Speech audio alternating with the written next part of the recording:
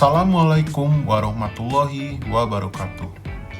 Halo semuanya, kami dari kelompok 2 akan mempresentasikan tugas ujian tengah semester mata kuliah komunikasi antar pribadi dan budaya cyber.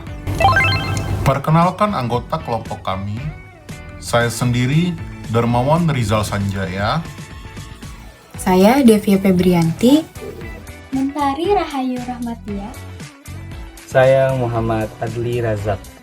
Dan saya Hilda Nikmatul Maula. Pada kesempatan ini, kami akan membahas fenomena cyberbullying dan cancel culture terhadap konten kreator TikTok di Indonesia dengan studi kasus Fujianti Utami Putri. Kasus ini kami pilih karena fenomena tersebut semakin sering terjadi di media sosial dan memberikan dampak yang cukup besar terhadap individu yang menjadi sasaran. Perkembangan teknologi informasi dan komunikasi telah memberikan banyak kemudahan bagi masyarakat dalam berinteraksi dan bertukar informasi. Melalui media sosial, setiap orang dapat menyampaikan pendapat dan berkomunikasi secara bebas. Namun, kebebasan tersebut terkadang menjadi sulit dikendalikan atau bahkan out of control. Akibatnya, muncul berbagai fenomena seperti cyberbullying dan cancel culture yang banyak terjadi di media sosial, khususnya TikTok.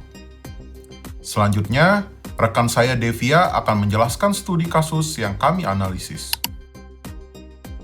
Pada penelitian ini, kami menggunakan kasus Fujianti Utami Putri sebagai objek analisis. Puji merupakan seorang influencer dan konten kreator yang memiliki banyak pengikut di media sosial. Sebagai figur publik, hampir setiap aktivitas yang ia unggah selalu mendapatkan perhatian dari masyarakat. Selain memperoleh dukungan dari para penggemarnya, Puji juga sering menerima komentar negatif berupa hinaan, body shaming, maupun ujaran kebencian. Nah, fenomena tersebut menjadi contoh nyata bagaimana cyberbullying dapat terjadi dalam interaksi digital sehari-hari. Dalam fenomena cyberbullying terhadap Puji, terdapat dua bentuk komunikasi antar pribadi. Yang pertama adalah komunikasi verbal. Komunikasi verbal terlihat melalui komentar, balasan komentar, direct message, dan live streaming. Yang kedua adalah komunikasi nonverbal. Komunikasi nonverbal dapat terlihat melalui ekspresi wajah, bahasa tubuh, simbol, emoji, maupun tampilan visual dalam sebuah konten. Perbedaan interpretasi terhadap pesan verbal dan nonverbal seringkali memicu munculnya kesalahpahaman serta komentar negatif. Selanjutnya, teman kelompok saya, Kak Hilda, akan menjelaskan unsur komunikasi dalam fenomena ini. Dalam fenomena cyberbullying terhadap Fuji, terdapat beberapa unsur komunikasi, yaitu adalah komunikator. Fuji sebagai konten kreator dan para pengguna TikTok sebagai pemberi respon. Kedua adalah pesan, yang dapat berupa dukungan, kritik, komentar, maupun ujaran kebencian. Yang ketiga ada media, yaitu platform TikTok sendiri yang digunakan untuk menyampaikan pesan. Yang keempat adalah efek, yaitu dampak yang muncul seperti stres, tekanan emosional, dan menurunkan rasa percaya diri. Yang kelima adalah umpan balik, yang dapat berupa balasan komentar, klarifikasi, maupun dukungan dari pengguna lainnya. Dalam analisis ini, kami menggunakan dua teori komunikasi antar pribadi.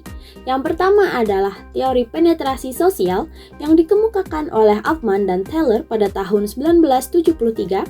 Teori ini menjelaskan bahwa hubungan interpersonal berkembang melalui keterbukaan diri atau self-disclosure. Dalam kasus Fuji, keterbukaan diri terlihat dari berbagai konten yang dibagikan, aktivitas, dan kehidupan pribadinya kepada publik. Selanjutnya, teori kedua adalah teori pengurangan ketidakpastian dari Berger dan Calabes pada tahun 1975.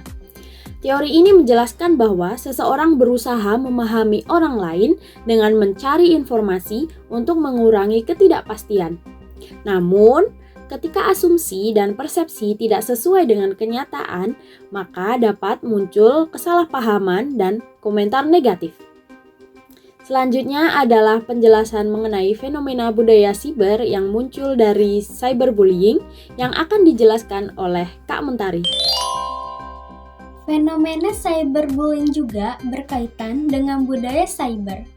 Budaya cyber yang muncul dalam kasus ini ditandai oleh interaktivitas yang tinggi antar pengguna media sosial.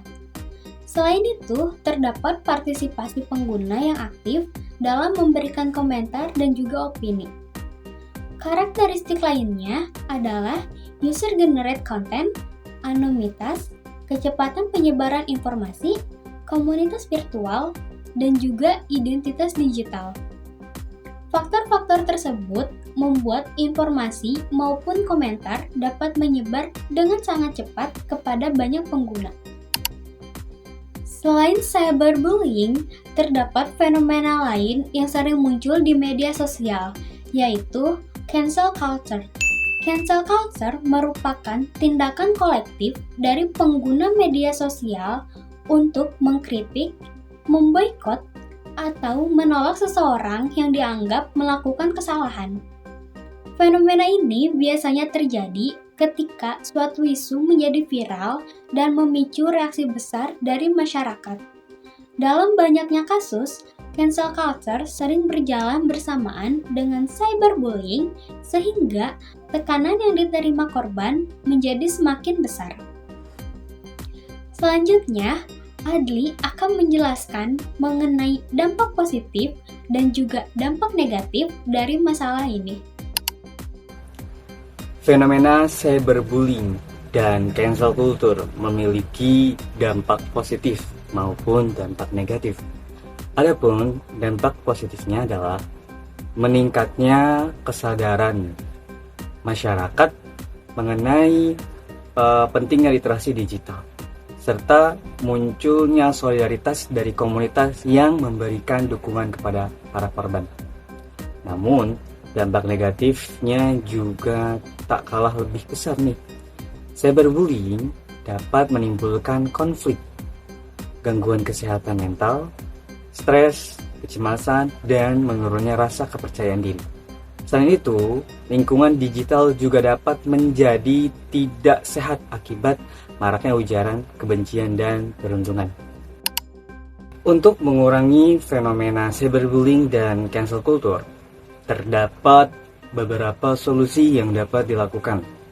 Yang pertama, dengan kita menerapkan etika berkomunikasi dalam menggunakan media sosial. Yang kedua, mari sama-sama kita tingkatkan literasi digital agar masyarakat lebih bijak nih dalam menerima dan menyebarkan informasi. Yang ketiga, mari sama-sama kita tumbuhkan rasa empati sebelum memberikan komentar kepada orang lain. Yang keempat, dengan meningkatkan keamanan media sosial melalui modernisasi komentar dan pelaporan akun yang melakukan perundungan. Dan yang terakhir adalah menjaga kesehatan psikologi pengguna media sosial. Berdasarkan hasil analisis yang telah kami lakukan, dapat disimpulkan bahwa komunikasi memiliki peran yang sangat penting dalam membentuk interaksi di dunia digital. Khususnya, etika dalam berkomunikasi sangat diperlukan untuk menjaga lingkungan digital yang sehat, mencegah kesalahpahaman, serta melindungi pengguna media sosial atau penggunanya dari dampak negatif cyberbullying dan cancel culture. Oleh karena itu, komunikasi yang baik dan bertanggung jawab perlu diterapkan oleh seluruh pengguna media sosial. Komunikasi adalah kunci. Sekian dari kelompok 2, kami ucapkan terima kasih atas perhatian Ibu dan teman-teman semua. Wassalamualaikum warahmatullahi wabarakatuh.